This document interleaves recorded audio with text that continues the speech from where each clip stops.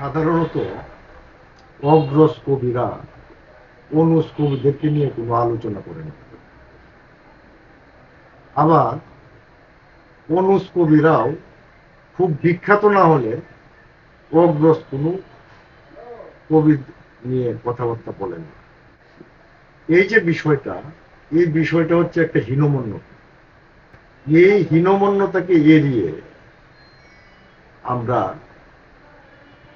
খুলে দিতে চাই একটি সম্পর্কের অপার দোয়ার। হ্যাঁ, আজকে আমি কথা বলবো আমারই একজন অনুজ কবি, তার নাম হচ্ছে কবি সাজ্জাদ সাঈদ। এই যে সাজ্জাদ সাঈদ, প্রকৃতপক্ষে তিনি কুমিল্লার সন্তান।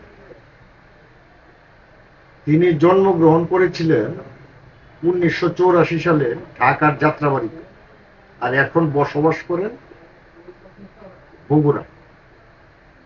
তিনি একজন মনোরোগ চিকিৎসক, এবং এই সাজ্জাদ সাঈদকে আমরা পেয়েছি ফেসিবাদ বিরোধী আন্দোলনে, অর্থাৎ কর্তৃত্ববাদ বিরোধী আন্দোলনে যখন আমরা সরব ছিলাম, তখন এই সাজ্জাদ সাঈদের সাথে আমার পরিচয়। 2017 সালে প্রকাশিত হয় তার প্রথম কাব্যগ্রন্থ কবি নেবে যিশুর যন্ত্রণা। পরবর্তীতে তিনি প্রকাশ করেন জাঘিমা লন্ঠন নামে একটি কাব্যগ্রন্থ। এই জাঘিমা লন্ঠন কাব্যগ্রন্থটি প্রকাশিত হয়েছে 2025 সালের 21শে বইমেলা। যাই হোক, যে কথাটা আজকে আমরা বলবো সেটা হচ্ছে, যখন সময় অবরুদ্ধ হয়ে যায়, কর্তৃত্ববাদ যখন মানুষের গলা চেপে ধরে, তখন কবিরা তাদের বিশেষ ভাষায় কথা বলে এবং তারা নিজস্ব ভাষায় তারা সেই প্রতিবাদটা জারি রাখে। এবং এই ধরনের একজন প্রতিবাদী কবির নাম হচ্ছে কবি সাজ্জাদ সাঈদ। তিনি আবহমান বাংলা একবারে চর্যাপদের পদের উত্তরাধিকার। এটা কেন বলছি আমি, ওই যে কুমিল্লা তার রক্ত, যেখান থেকে তার শুরু, সেইখানে ছিল ময়নামতি বিহার। এই বিহারে মানে অনেক চর্যাপদের অনেক কবি শিক্ষা নিয়েছিলেন বলতে আমরা ধারণা করি। সেখান থেকে তিনি রক্তের মধ্যে প্রতিরোধের যে চৈতন্যের কবিতা, যেহেতু চর্যাপদ ছিল বাংলা ভাষার প্রথম প্রতিরোধের সাহিত্য, সেই চৈতন্য বংশ পরম্পরায় তাদের ভিতরে প্রবাহিত। আবার এখন তিনি বসবাস করছেন বগুড়া, সেখানে মহাস্থানগড়, যেখান থেকে এক সময় সারা বাংলার রাজধানী ছিল মহাস্থান।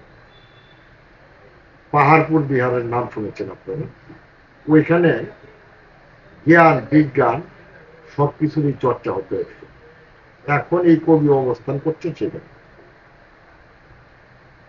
আমি তার জাঘিমা লন্ঠন বইটি পড়েছি। পড়ার ভিতর দিয়ে মনে হইল একজন অগ্রজ হিসাবে এই যে অনুজ কবি, এই অনুজ কবি সম্পর্কে কিছু বলা আমার দায়িত্বের মধ্যে পড়ে। আমি প্রথা ভেঙে দিতে চাই, যার ভালো সেই ভালোটা বলতে চাই, এবং কোন ধরনের হীনমন্যতার মধ্যে আমি থাকতে চাই।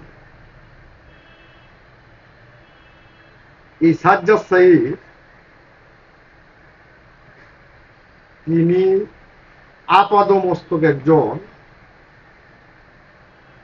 বাংলাদেশি কবি। অদ্ভুতভাবে তার কিছু কবিতা অদ্ভুত রকম সুন্দর, গায়ে শিহরণ জাগে।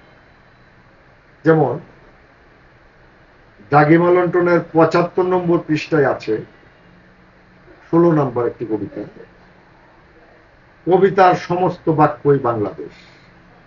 খোঁপায় তার রক্ত চুয়ানো ফুল, হাতে ফেস্টুন, হৃদয়ে মিনার হয়ে স্থির, শহীদ মুগ্ধ সাইদ। হারে যাকে হারের তরঙ্গ, শীতরাত্রি, কবিতা কি এমন রাতে মিছিল ফিরত ফিরত হাত? গান গেয়ে চলে যাবে ঘাসকনি, হারে মজ্জায় বাংলাদেশ থাকবে শীত। কবিতার সকল হরফ ক্লান্তিহীন, কথা ও পত্য ভাষায় ধারে শটান খুঁটিতে দুলছে পতাকা নাকি পাখি হয়ে ডানা ঝাপটানো আগুন ফিরত পাখি, বুলেট ঠেকানো মানচিত্র জুড়ে। এই যে প্রতিবাদ এবং প্রতিরোধের ভাষা সাজ্জাদ সাহেবের, সেটা কি বুঝতে পারছেন? আরেকটি কবিতা পড়ছি। শোনো পত্রালি পাখিরা, নক্ষত্রের দিকে এগিয়ে যেতে হোঁচট খাচ্ছে বাতাস। শোনো সেই ডাক, অনিশ্চয় নিত্য সমর্পণ। যেটুকু হাসি কান্না গায়ে লেগে আয় না বেকুল হলো, এর বেশি কার থেকে ভাষার প্রবাল বুকে নত হয়ে তোলে। মাটির অপর থেকে যেইভাবে প্রবল কুয়াশা উড়ে, তুমি কি সেই অনল দক্ষিণা চেনো? শোনো ঘাস, মাঠের নিঃশ্বাস প্রেমে যতদূর নীরবতা আঁকা পাবে ধ্বনির বিজ্ঞান। সাজ্জাদ সাহিত্যের কবিতা আমি যতই পড়ছি ততই আমি মুগ্ধ হচ্ছি। আমি মনে করছি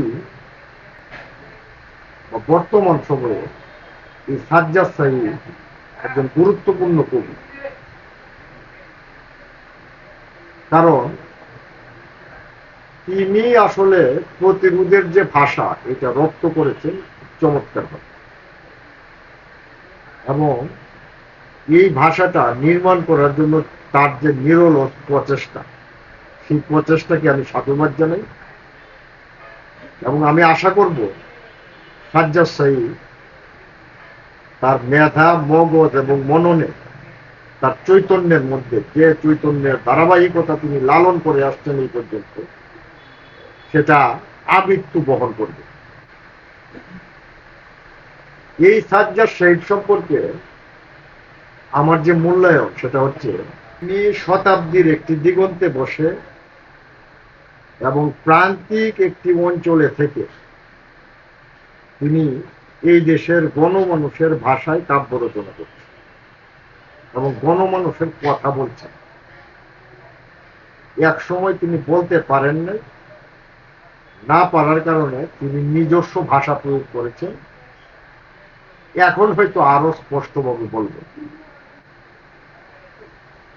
কবি সাজ্জাদ সাহিবের প্রতি শুভকামনা রইল।